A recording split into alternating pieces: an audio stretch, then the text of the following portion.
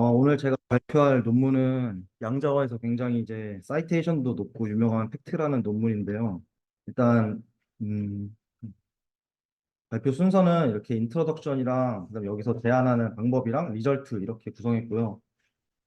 특히 좀 핵심인 부분이 여기 프로포스트 메소드랑 컨트리뷰션 여기 키포인트를 좀 담아놨습니다. 인트로덕션 하겠습니다.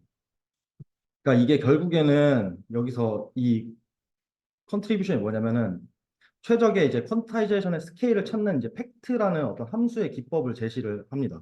그래서 그 어떤 파라미터 알파라는 거를 제시를 하는데 그 함수는 이제 활성화, 그러니까 액티베이션 함수를 이제 딱 클리핑을 딱 해가지고 그 수준을 결정하기 위해서 사용되는데 그 알파라는 값이 역전파를 통해서 이제 학습이 됩니다.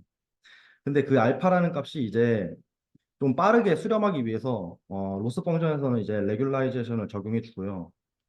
그리고 이제 또 하나의 컨트리뷰션이 또 로우 비트 프리시전에서는 에큐러시 드랍이 이제 거의 없습니다. 뒤에 이제 그 시험 결과 보면은 되겠지만 다른 논문 대비 좀 우수한 정확도를 달성하고 그리고 다르게 이제 4비트에서 이제 어 그러니까 싱글 프리시전 플로트 포인트랑 되게 비슷한 정확도를 이제 달성하게 됩니다. 그래서 키 포인트가 뭐냐? 결국에는 이 두 줄로 이 논문을 다 요약할 수 있는데 알파를 통해서 이제 트레이닝 되는 동안 그 어떤 되게 적절한 옵티멀한 퀀타이제이션 이제 스케일을 찾는 액티베이션 퀀타이제이션 방식을 제안했다. 그래서 이 제목이 모든 걸 함축하고 있는데 파라미터라이즈 돼가지고 클리핑을 수행하는 알파 값을 트레이닝 시키는 것. 이게 그냥 이 논문의 거의 전부입니다. 그래서 이제 이 알파 값을 어떻게 트레이닝 시키냐, 그리고 어떻게 액티베이션 펑션을 구성하느냐, 그게 이제 나옵니다. 이 액티베이션 퀀타이제이션에서 이제 챌린지한 포인트들이 이제 있는데 그러니까 이 논문이 발간된 그 시점 전 트레디셔널한 이제 액티베이션 펑션은 트레이닝 가능한 변수가 이제 존재하지 않는다. 생각해보면 이제 백프로파게이션에서 양자와 그러니까 양자와 에러를 즉시 보상이 불가능하고 하지만 이제 웨이트 퀀타이제이션은 로스 펑션을 통해서 이제 양자 에러가 당연하게도 보상이 가능하잖아요. 그래서 이제 액티베이션 펑션이 이 사람이 생각하기로 이제 렐루를 생각한 것 같습니다. 그래서 렐루는 수식이 이렇게 되고 렐루는 뭐 0 이상이면 출력이 무한대까지 가잖아요. 그러면 이제 그건 어느 정도 클리핑 해줘야 되는데 왜냐면은 양자를 위해서 이제 more bit precision이 필요하니까 그래서 이거를 스래시 홀드를 주는 방식으로 클리핑해서 어느 정도는 해결이 가능하지만 이게 이제 레이어마다의 차이가 있기 때문에 최적의 그러니까 옵티멀한 전역 클리핑 정의가 어렵다 그런 이제 문제점을 생각한 것 같습니다.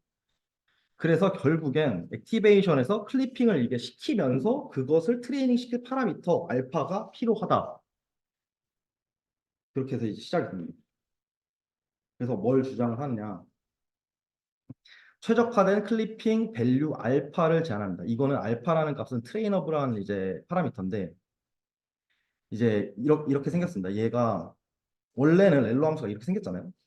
근데 이 알파라는 값을 조정해 주면서 이렇게 예를 들어서 이게 어디까지 가느냐. 예를 들어서 뭐 알파가 5다. 그러면 5,5겠죠? 6이다. 그럼 6,6 이런 식으로 이제 생성이 되게 됩니다. 그래서 이제 액티베이션 펑션에서 이제 클리핑 레벨을 대표하는 값이 이제 알파고 이 알파는 이제 L2 레귤라이제이션을 통해서 수렴이 좀 빠르게 된다. 그래서 이제 얘 퀀타이제이션이 어떻게 이루어지냐? 그러면은 아까 이거는 앞에서 봤던 식이고 여기서 이렇게 양자화를 해주고 여기서 다시 디퀀타이제이션을 해줍니다. 근데 이 알파라는 값이 백프로파게이션을 통해서 업데이트 되잖아요. 근데 결국에 우리가 이제 알고 싶은 게 알파의 변화량에 따른 로스의 변화량을 알아야 이 알파를 업데이트 할 텐데 얘를 알기 위해서 이렇게 그 연쇄 법칙을 통해서 식을 딱 열어줍니다.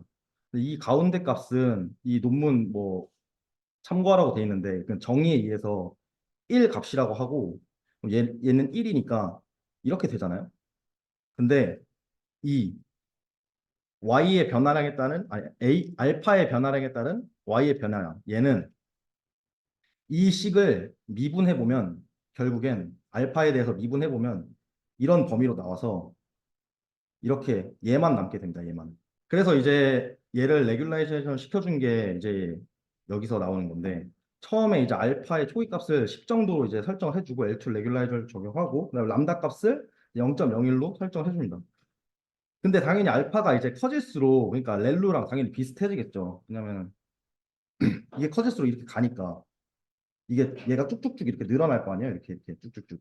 그러니까 렐루랑 비슷해져서 레인지가 그러니까 넓어지니까 에러가 커지고 그러니까 이제 알파를 좀 작은 값으로 이렇게 수렴을 시키면서 레인지를 좀 제한하고 최적화된 클리핑 밸류를 학습하고 있습니다. 왜냐면 양자와 에러를 감소시켜야 되니까. 그러면 이제 이게 파라미터화된 클리핑이 어떻게 그러니까 동작을 하느냐. SVHN 네트워크에서 이제 프리트레인 된 알파 범위에 대해서 크로스 엔트로피랑 트레이닝 코스트 펑션을 이렇게 이제 살펴봤습니다. 그래서 이거 두 개는 이 세 개에 대한 얘기인데, 그러니까 모델에서 각 컴브 레이어에 대해서 렐루가 클리핑 액티베이션 펑션으로 대체된 양자화 방식으로 트레이닝 시켰다. 그리고 이제 이거 각 레이어들 있잖아요. 이거를 그러니까 한 레이어를 할 때 다른 거는 다 픽스를 시키고 알파 하나에만 알파 값을 적용해서 이제 했다. 그 내용이고 여기서는 사실 C가 제일 중요한데 일단 A, B 먼저 보겠습니다. A는 이게 보면은 그냥 풀 프리시전으로 간 거고 얘는 퀀타이제이션으로 간 겁니다. 그래서 A는 양자화 없이 이제 계산을 한 건데 알파가 이렇게 증가를 하잖아요. 증가를 함에 따라서 작은 값으로 이렇게 수렴을 합니다. 그러면 생각을 해보면은 알파가 커진다는 얘기는 렐루랑 되게 비슷하다는 뜻이고 그러면 렐루는 여전히 이제 좋은 액티베이션 펑션이라고 생각을 할 수 있겠죠. 근데 이제 양자화를 하고 계산을 해보면은 이게 알파가 증가할 때마다 다시 이제 발산을 해요. 이렇게.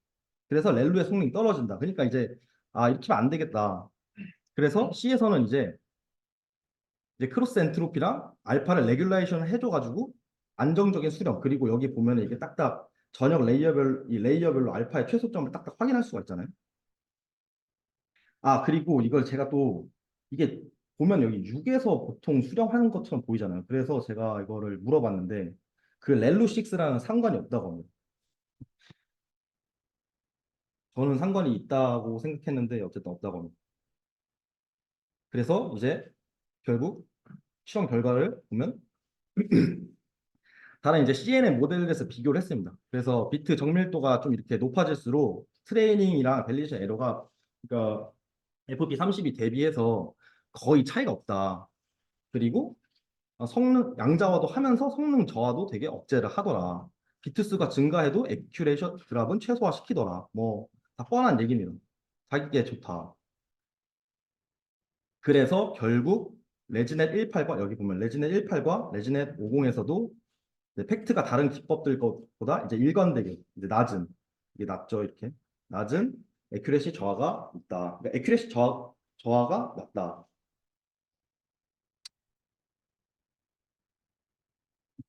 또 다른 이제 CNN 모델들에서도 비교를 합니다. 이제 전반적으로 이제 액티베이션 또는 웨이트의 비트 정밀도가 좀 높아질수록 여기서 보면은 이제 에큐레시 지점이 좀 감소하는 걸 볼 수 있고요. 그리고 거의 이제 모든 경우에서 가장 낮은 에큐레시 트랍 여기 보면은 팩트가 여기 제일 낮죠.